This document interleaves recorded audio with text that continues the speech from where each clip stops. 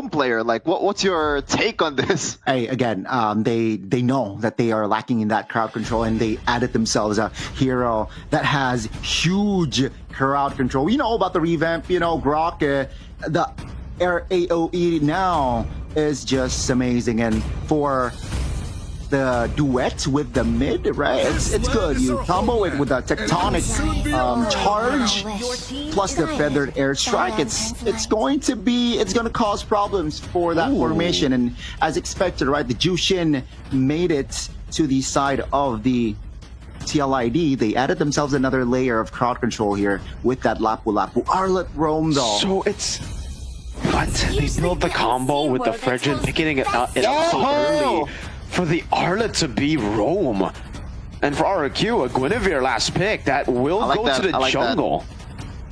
Rrq, the dub. Ladies and gentlemen, Land of Dawn, here we go. That's an early barrier right there from the debut Rrq. Let's see. Game 1, Rrq TL. Who strike first in this best of 3? Let's take a look at the individual lanes here. Yeah, that's going to be great for both of the teams. Mainly for Rrq, obviously, with the barrier there, they should have the winning lane. And Witty, yeah, instantly taken out of the lane. He can't really walk up with the Vengeance and poke when the minions are so far away, actually into the turret. Great cut, too. The barrier actually kind of enabled that, and it's a late push from the minions, which means free lethal Wanderer, as we get to see the two young bloods in Rome battle it out. Rrq playing with the tempo, invading, not even just lethal. They're going for the green camp too. Oh no, that's also a first blood for Rrq. Seems like TL, they couldn't handle, they could not keep up with the early pressure that Rrq is building. Yeah, I said that it's gonna be a bad matchup. I didn't think that it was gonna be like a first blood towards Weedy, man. That wall is like walling. And now this EXP lane matchup, Mirko. Rez is just it's gonna have a field day against a Lapu Lapu. Exactly. I don't know what the plan really was, and I don't know why they actually, swapped everything so last second, but definitely isn't working to their advantage now. It's just full Rrq as of yet. Emblems by GamesMax. Okay, this is very greedy from Joe. He went for Impure Rage instead of the Concussive Blast up against this kind of composition who's already super online early. You saw how fast they were able to invade in the jungle. And yeah, Guinevere definitely has a bit of an edge, maybe a lot of an edge. Really depends. I actually haven't played the Guinevere in the jungle for a while, but it does seem like he's doing better. Joe still somehow managing to get level 4, which is surprising to me after seeing that early action all for Rrq. But I don't know about contesting for this, Joe. Seems like Rez is just trying to distract. Oh, Ron jumps in though. No clear follow-up, Ron. All alone. That's going to be Rez stunned up. It's just the Uranus though.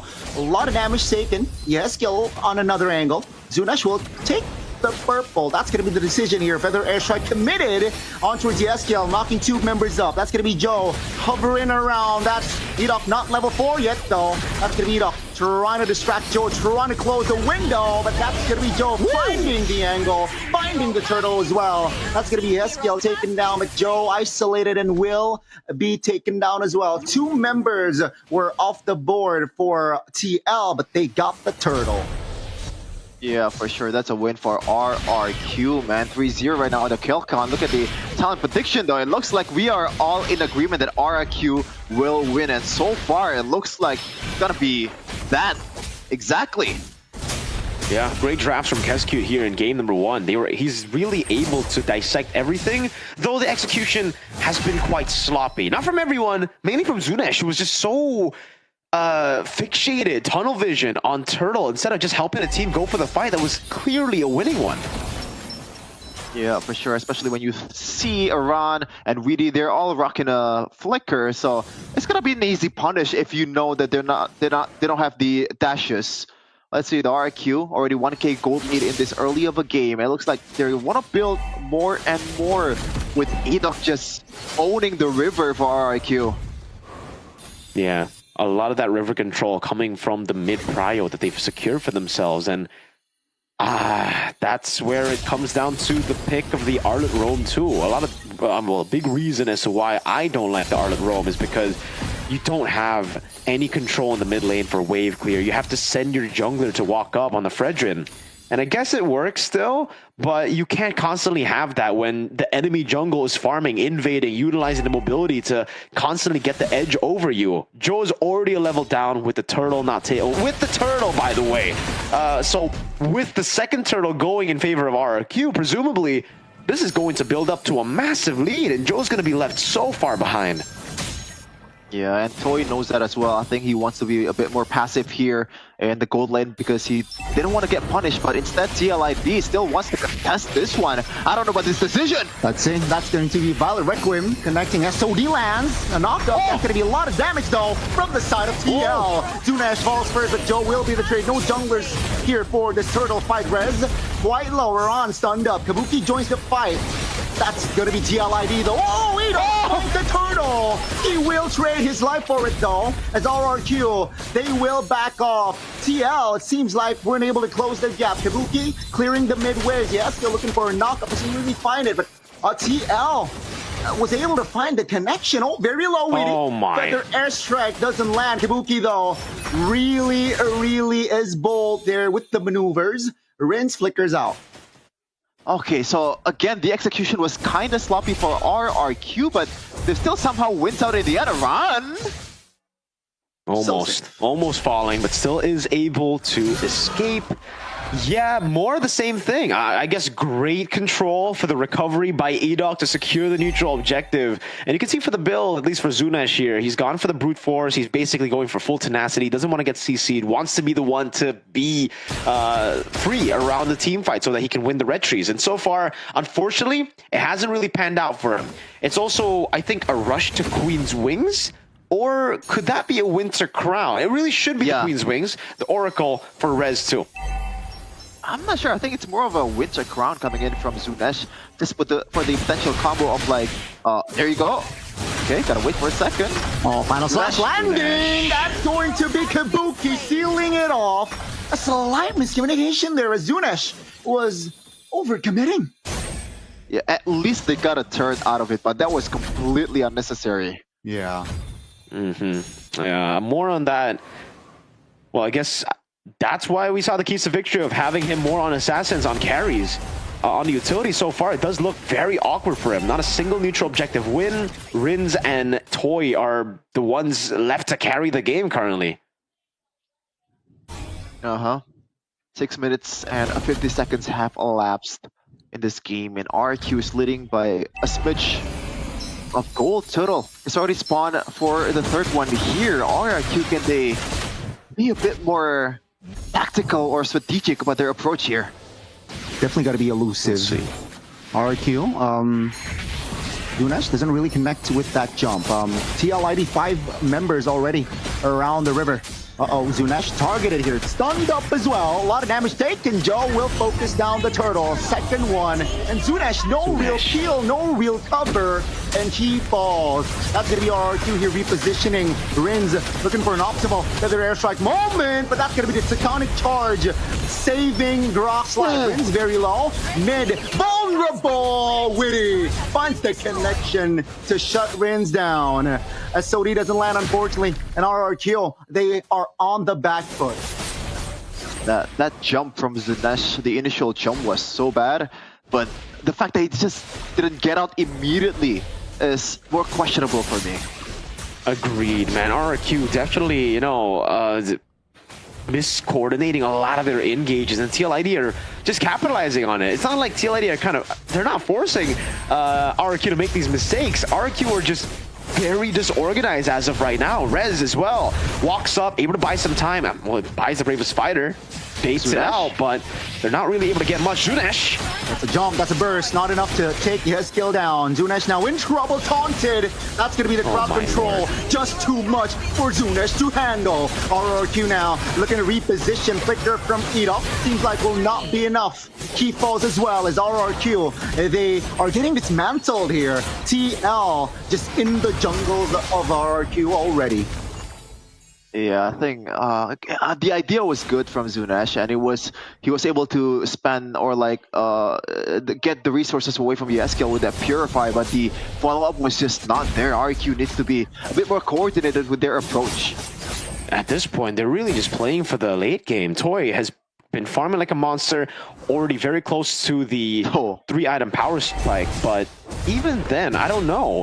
Look at the Sky Piercer stacks already coming in for Kabuki. He's already gotten 2 on the board at 9 minutes, which is solid stuff. 1,000 gold lead. Zunesh finally gets the winner crown, which will definitely help him in his endeavors to secure neutral objectives. But I don't know, maybe he should have just waited for the winner crown at this point. He's been going in a bit too ham every single fight. Yeah. Gotta be a bit more tactical with the second skill, the spatial migration. That's the make or break skill for Rrq's composition. If it doesn't land, it's not gonna work out. Now, the Lord fight is coming up. Let's see, Zunesh not looking too comfortable on this Guinevere so far. Will he be able to redeem himself? Rez now, half HP. Man. Rins, gotta wait. Oh, that's a better airstrike. Going down, that's Ron stunning Rins. That's Toy though, finding the kill in the mid. That's the SOD lands, landing on towards Kabuki. That's going to be the SOD as well, dealing a lot of damage. Oh, Zunesh gotta be careful there with the reposition. Very low, so with this, Zunesh will have to go back. Rrq, even though they're a man up, they can't really control the Lord here. As Joe Arani has skill, Witty will be up in 5. Rez now, taunt, that's a taunt. Kabuki now will join. Rrq, do they have enough time now? Rez, concentration pop, that's gonna be very low. Oh, Rez, very low cancellation! Rrq Win finally finds its mark. Joe, down, that's gonna be Aran now. Sandbagging Aran goes down as well. 2 members of TL eliminated. Now finally some, some light from Zunesh. Their first, I guess, good play that he made so far in this game. Although the first play that made him so low was kind of questionable. But let's see what he has in store here with R7 watching. Witty has the flicker final slash. Not enough men though, so I don't think he will commit. SOD lands though. That's gonna be Witty. Stunned up. That's the chain crowd control that Rrq was drafted for, and they were able to connect that one on towards Witty. Good stuff. Finally, some good stuff from Rrq. Again, you did mention a bit earlier, Sheffin, but now we actually finally get to see how the composition is supposed to work. And turns out it is actually waiting for the power spikes for Rins, Toy, and Rez. All 3 of them need to be online before they go for these big fights. Unless, they win out the first turtle, which they technically did, but they didn't secure the neutral objective. If they did, I think this would be online much sooner. But yeah, I think I got to give most of the props, not to Zunesh, but to Toy, Rez, for being able to farm up so quickly, to become the force that is the carry at this point of the game. Zunesh has to respect that. I think we need to see a lot more of that. But TLID have actually taken an interesting approach to defending the siege. They've gone to, all in on tier 1 mid, but they've lost their side turrets, which should be good for Rrq. They have the Lord still very healthy. The turret in the mid lane will fall in the end, so it ends up being a pretty bad trade. Seems like they're going to force the base turret takedown here for Rrq. Will it be enough though? Seems like the damage profile from TLID is enough to clear the lower top. So no real threats in the structure of base turrets, but hey, Rrq, you're right. It's such a back and forth game, and it's such a complete game. We get to see a bit of TL, we get to see a bit of Rrq as well in our first game. Yeah, and the one that makes it back and forth here, I think the most is Rez, because so far, I cannot believe how he didn't die at all with this much CC coming in from TLID. Agreed. I guess they don't have enough damage, but he's been the one that, as you mentioned, Gunny, he's the pick-me guy in this case, in every team fight. He's basically telling everybody to look at him, look at him, go for a lot of these plays, just soaking in as much damage as possible. And that's what he's built to do. Rez doing a good job on the Uranus. And Kabuki actually hasn't gotten more than that, the 20 stacks that we started the game with, technically. I'm going to say started the game because that's where it all started for TLID when they won that big team fight around the neutral objective. Now for Rrq, it's a slow game, and for TLID, again, the big question is, can Joe even walk up around the neutral objectives now with all the tempo gone? There's no space at all. Yeah, it's very minimal space coming in from TLID here, but they're not really down by a lot, though. The map pressure or the map control is surely on our RQs, but we got a game fact here by GoPay. Okay, it's okay. We gotta wait for a second. Yeah, there you go. It's a debut for Mpl Indonesia Season 16 Rrq after last use when Weedy played against RRQ in Season 14, I believe. That was a year ago, more or less, right? Yeah. It's a long time ago, man. It was a while ago, you know. Top that lane, matchup, by the way, was won by RRQ. Ooh, interesting. Interesting setup, top lane. Yeah, I think they just want to punish Toy, but Edok knows that something is a bit fishy here with the lack of presence in the map from TLID. Good thing, Weedy and Kabuki, they kind of like cycle the recalls. Oh, wait a minute. Do they want to chase? They're playing the Fog of War. That's going to be a great stun by Weedy. Other airstrike though cancelled. Has the glide. Weedy is A-okay, and seems like it's okay for both teams. Just a flicker though, popped by Kabuki. So value. Baiting out the flicker from Kabuki is massive. RRQ literally have to rely on engage to get the flicker, to get Kabuki, but now they don't need to really have any layers of CC. They could just go straight for Kabuki, who's the main carry.